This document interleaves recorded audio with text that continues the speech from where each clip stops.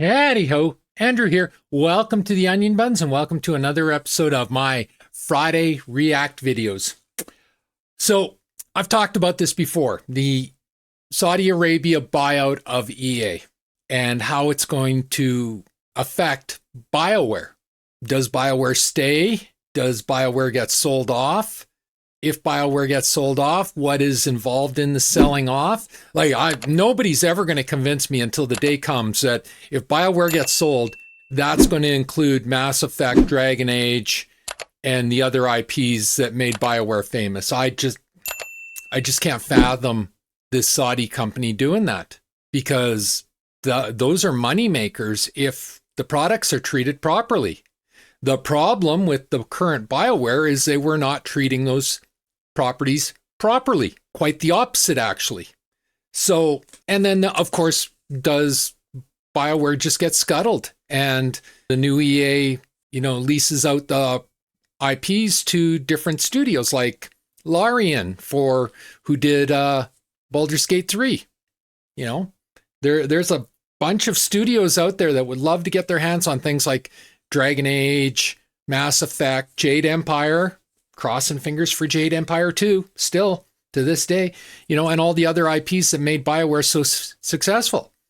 So, we won't know those answers until they are announced. My gut feeling is the studio's going to get shuttered. I can't see anyone buying it unless it comes with the IPs, and I just can't see the new EA selling the IPs, especially since they're carrying $20 billion in debt. They need to make successful video games that sell. And Mass Effect specifically is one of the biggest sellers in the EA catalog. Not as successful as the sports games, granted, but still, in the RPG genre, Mass Effect is one of the top dogs still to this day, even with the Mass Effect Andromeda misstep. So yeah, I just don't see them selling it. It would make no sense to me, strictly speaking, business wise.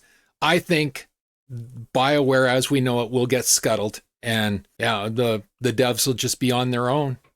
I don't see anyone buying that studio without the IPs, because that studio's just been failure after failure after failure. So anyway, I came across a video by a YouTuber called Mr. Hudden, and this is what he's talking about, is this topic. So without further ado, let's get started.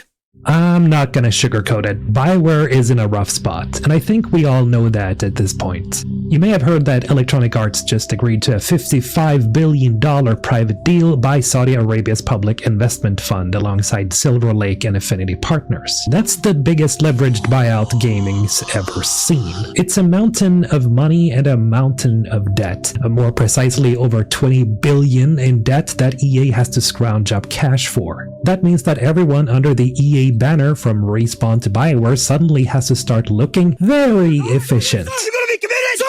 We're now in a situation where you don't get to miss twice, and Bioware has been missing 3 consecutive times, and one has to ask how it's possible that EA still hasn't shut them down. To make things worse, Saudi Arabia's Public Investment Fund, or PIF for short, has made the internet's collective eyebrows rocket into orbit. And the reason for that is, let's just say that their public image isn't exactly glowing. That would be a gross understatement. Saudi Arabia and China, their public image is very tarnished because of their human rights violations. But here's the key part of this. PIF doesn't micromanage story direction. They micromanage results. If Mass Effect looks like a prestige safe bet, it will get space to breathe. If it looks risky, that leash gets real. Look at that. How does that get released in in any final product of any game? This is what was killing EA and Bioware, is look at that image. That was the final release for a game you're paying $80 to $90 for, more if you're buying a collector's edition. That's unacceptable. Short, real fast, and logically speaking, EA will be looking at Bioware with a microscope from now on. And now that microscope is landing on a team that's already been through a lot. In August 2023, Bioware cut around 50 positions, and some of those developers later filed a lawsuit over severance pay. Now, it's not just morale that gets demolished by this type of turnover. It bleeds experience and institutional knowledge. The kind you only notice is missing when something catches fire and the one person who knows how to put it out isn't there anymore. I got to disagree with them on that point. The modern day Bioware does not have that depth of knowledge. The old Bioware did, but all of those people left on their own. They weren't laid off, they left. Most of them left after the EA bought Bioware. A few stayed on for a number of years in projects, but they've gone too. The only guy left really is the head of Bioware, and he's a big part of the problem of Bioware. So I don't think there's a talent drain in Bioware. I think there is a talent lacking in Bioware. Then came October 31st, 2024, Dragon Age The Veilguard finally released. After years of silence, it felt like BioWare finally breathed out. But as we all know, the reception to Veilguard was very, and I do mean very, mixed. On one hand, you had reviewers who gave the game stellar praise, and on the... So in the last React Friday that I did last week, this is exactly what I was talking about. The gaming media journalists, they were giving this game a 9, 9.5. The players, they gave it a 2, a 3, a 3.9. Like, this was one of the biggest failures in recent gaming history. And yet the media, they said this was fantastic because they're all activists. They're not journalists. And this is part of the problem with the modern gaming industry. The other, a metric ton of gamers, both new players and old fans alike, felt like the game was anything but Dragon Age. There was this golden little nugget of a line that SkillUp delivered in his review. Every interaction between the companions feels like a jar is in the room. And this quote has been immortalized when it comes to discourse surrounding Veilguard.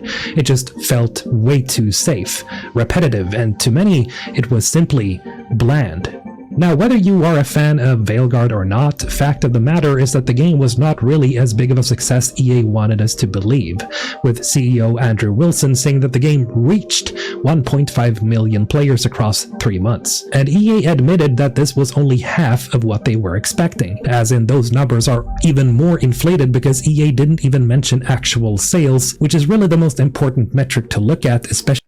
He's right. Whenever a company refuses to tell you the sales, they tell you the numbers playing, that means the sales are really low. Because when they're giving you there's a wrestling company out there called AEW. They do this all the time. They don't tell you paid attendance. They tell you attendance.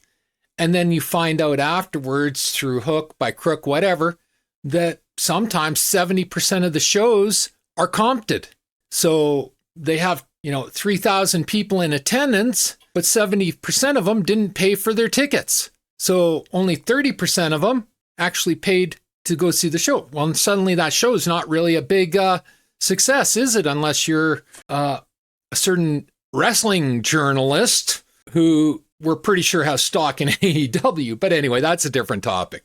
So yeah, when these companies come out and they say, this is how many people are playing, that doesn't equate to how many people actually bought the game. But when a game is successful, the company has no problem. They'll be the first one out of the gate going, this many people bought our game. It's word trickery, and you got to pay attention for it.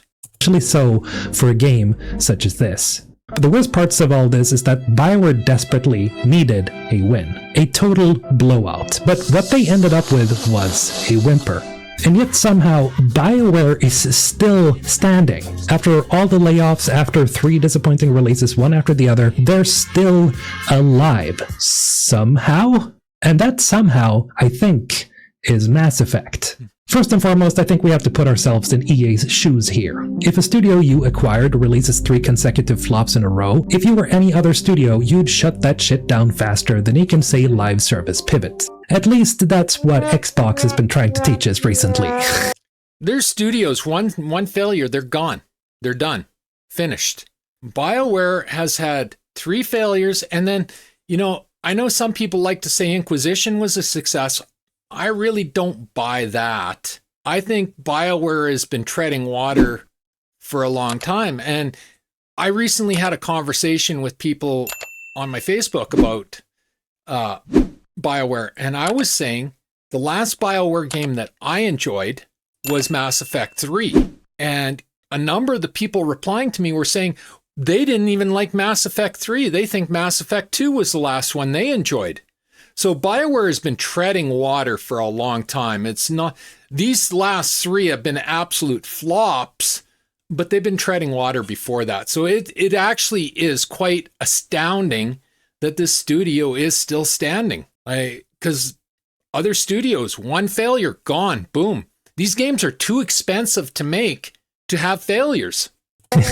At any rate, EA clearly still sees some form of value in BioWare because otherwise the studio would have been shut down the week following the PIF buyout. We would have heard some form of confirmation at this point that BioWare is on the chopping block, but we haven't. You see, I think the answer is pretty obvious here. Despite 3 consecutive failures, BioWare managed to squeeze in a remaster a few years ago, Mass Effect Legendary Edition. As far as I know, the remaster didn't take too much resources and time away from working on the other titles, and in the eyes of EA and the public, the Legendary Edition was a smashing success.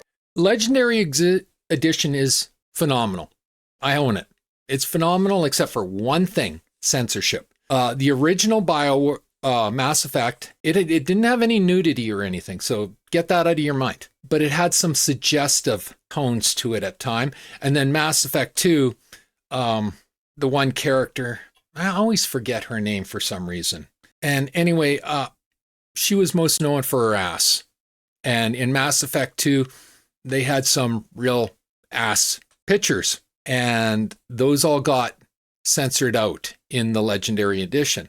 And there was a little bit of an outcry about that. But otherwise, and I'm not a fan of censorship, so that stuff drives me absolutely insane. But other than that, the Mass Effect Legendary Edition was masterful. And it actually improved the original, because the one problem with Mass Effect, the original, and this was just a technology problem at the time, was they didn't have a cover mechanic. You would stand behind a barrel or something and you just stand there, and then you'd have to jump out and shoot and jump back behind. Whereas when they released the Mass Effect Legendary Edition, you could actually take cover and shoot while behind cover, just like you could in Mass Effect 2 and Mass Effect 3. The technology did not exist for Mass Effect 1. Now that's why it was omitted. And they got it in 2, and then when they did the Legendary Edition, they brought that technology into Mass Effect 1. And it was let me tell you, it was a godsend. Like, it really did improve that game. So I got no problems with the Legendary Edition, but as he said, it was very low cost because they really didn't change anything or improve anything other than a few points here and there. So it was a very low intensive product that they sold to most people for full price. Sure, it wasn't a perfect remaster and it introduced some issues that weren't present in the original trilogy, but on the upside, it introduced Mass Effect to a whole new generation of gamers and rekindled the fires in the hearts of us old veterans. The success of Mass Effect Legendary Edition was, in my opinion, a statement from gamers that Mass Effect is important to so many people, and it's a franchise that quote-unquote modern gamers want to go back to. And I think EA looked at the response and said, yep, Mass Effect it is. And I even think that explained some of their reasoning behind giving the Mass Effect team the time of day, but not the Dragon Age team. I think at some point, probably after the launch of Mass Effect Legendary Edition, EA realized that Mass Effect was their prime cash cow. I mean, Mass Effect is getting a live-action TV show. I think that proves that at least some people at EA realize the potential that Mass Effect has, especially so after EA's exclusivity deal with Lucasfilm ended, because now other studios are also making Star Wars games. You see, Mass Effect exists because Bioware first made Knights of the Old Republic. Mass Effect is essentially their own sci-fi franchise meant to stand toe-to-toe with Star Wars. Let's also not forget that there really is such a thing as Star Wars fatigue. Disney has consecutively been cranking out Star Wars content to such a degree that they even stated themselves that they overdid it. See, I don't buy that. I don't think anyone gets tired of good products. The problem with Star Wars is the problem with Bioware. There hasn't been good products. Like the movies, ever since Disney got a hold of Star Wars, it's been crap for the most part. There's a couple things I've liked, but for the most part, I'd say 90% of it has been crap. And that's where the fatigue comes in. It's not that they're pumping out too much, they're pumping out too much crap. And it's the same for Bioware. I don't think people turned on Dragon Age and suddenly said Dragon Age is a shitty franchise or IP. People turned on Dragon Age because Dragon Age Veilguard was a shitty, crappy game. Mass Effect Andromeda. I've done videos on this. I wanted to kill every one of my companions. They freaking suck. Horrible companions. Horribly written. And a big part of that is because Bioware, the new Bioware, is a progressive activist studio. It's not building the Mass Effect 1, 2, and 3. It's building progressive, it's building Veilguard. It's building Andromeda. It's building Anthem. All three of these games were classified as progressive activist games. And that's where the problem lies. So this is why I don't think Saudi's going to sell off the IPs. They don't need to sell off the IPs. The IPs are money. What Saudi needs to do is get a rein on this Bioware studio or scuttle this studio and get real developers to treat the IPs with the respect they deserve to be treated with. Now, if I were a reasonably intelligent head at EA, I would look at this and say, well, we have a franchise that can compete with Star Wars, and there's hunger for more. Now, of course, that's just speculation from my side, but by just looking at Mass Effect as an IP, you would have to be, pretty dumb not to realize the potential the franchise has. However, potential is all well and good, because what are the actual chances that that potential could come true? I mean, after Andromeda, Anthem, Veilguard, layoffs, and a public investment fund now owning EA, what are the chances that Mass Effect 5 could still turn out into something special? Well, if you're a regular on this channel, you probably already know why. Because there are actually some really good signs, and I'm not talking about the corporate PR fluff or vague promises of learning lessons. I mean tangible, verifiable stuff that suggests Mass Effect 5 might be the first time in a decade that Bioware finally has a fighting chance. Let's start with the obvious one. Mary DeMarle. If you don't know that name, you should. She's the narrative director they brought in back in 2022, and her track record reads like a masterclass in sci-fi writing. She's the mind behind Deus Ex Human. Deus Ex Human Revolution is one of my top 5 games of all time. So if she wrote Deus Ex Human Revolution, she's got my vote. But again, I'm going to say it. You can have the most talented writer if they're under orders to be progressive, DEI, woke. It's not going to matter. She's a talented writer without a doubt because, like I said, I didn't really care for Mankind Divided. I thought Mankind Divided, the story of Mankind Divided was much watered down from what Human Revolution was, but both games are fantastic. So she can clearly write, but will BioWare allow her to? Or will they say you have to put in this and this and this and this to hit our special interest quotas? Because if they do that, it doesn't matter who's writing it, the game's going to suck. Revolution and Mankind Divided, both of which handled player choice and consequence better than most modern RPGs even attempt to. And then she went on to write Marvel's Guardians of the Galaxy, which not only won Best Narrative at the Game Awards 2021, it single-handedly reminded everyone that writing can still carry a AAA game.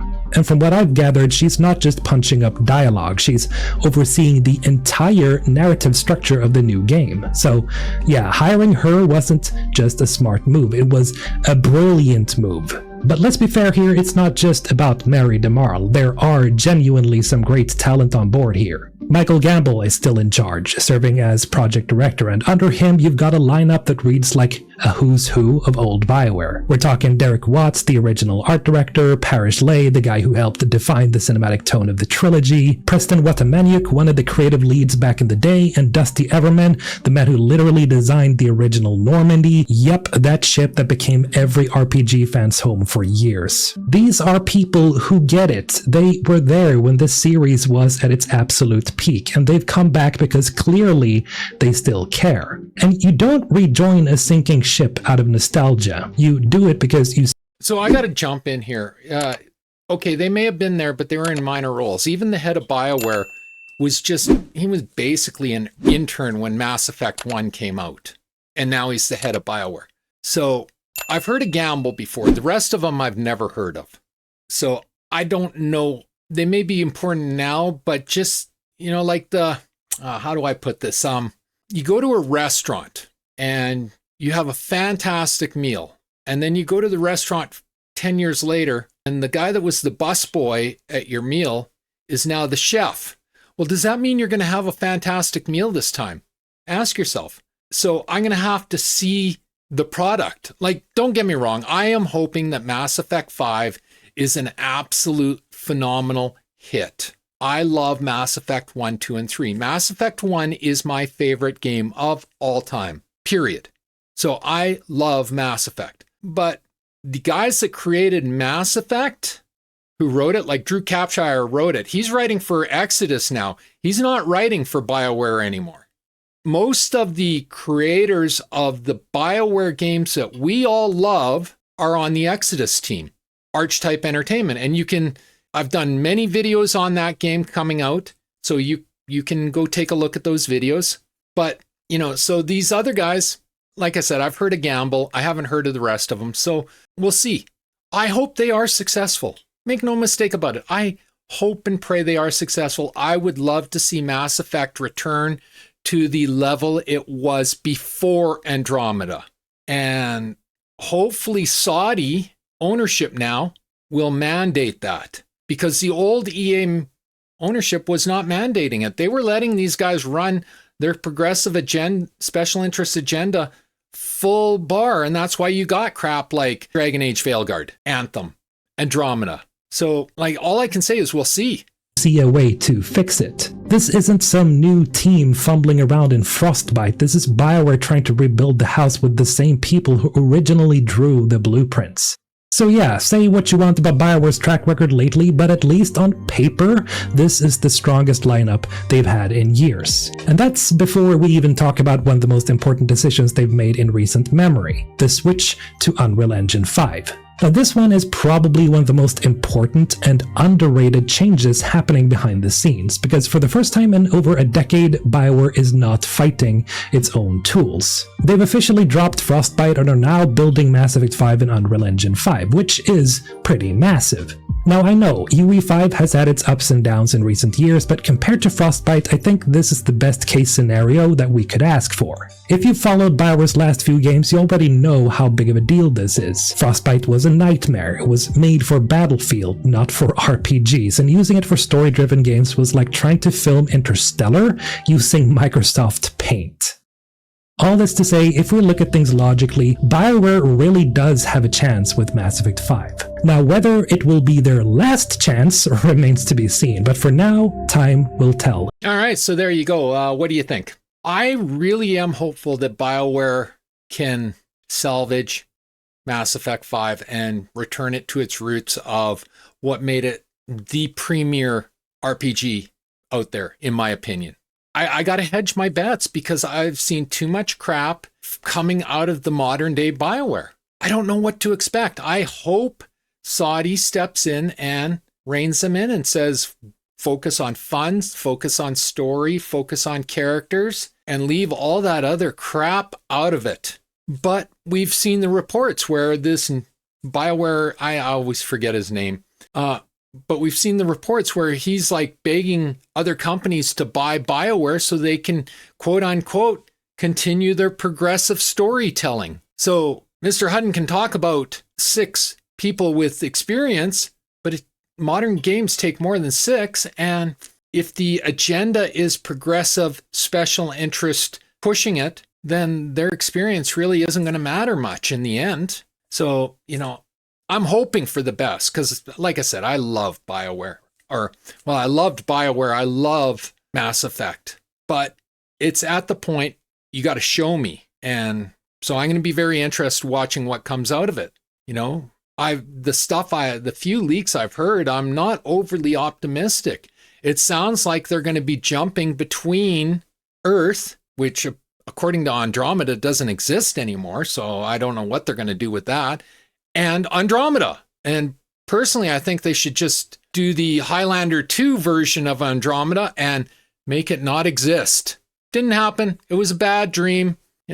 Bobby woke up and took a shower, for you Dallas fans old enough to remember that, because Andromeda was an absolute disaster, to be honest. I told one friend, I said, if they had named Andromeda Joe Bob's sci-fi third-person shooter rather than Mass Effect Andromeda, it probably would have been much better received. But as soon as they slapped the Andromeda or the Mass Effect name on to make some money, it got compared to the other Mass Effect games, and it did not stand up to it at all. Not at all. So, yeah, I don't know what to expect. I'm hoping for the best, but I'm going to be very cautious. I'm not going to pre-order it. Absolutely no way will I pre-order it. I will wait to see player feedback, not media crap, but actual player feedback. And then I'll decide from there because, yeah, I just have no faith in the modern day Bioware anymore. None, but we'll see. What do you think? You come in the comment section, you tell me, what do you think? How's it going to turn out?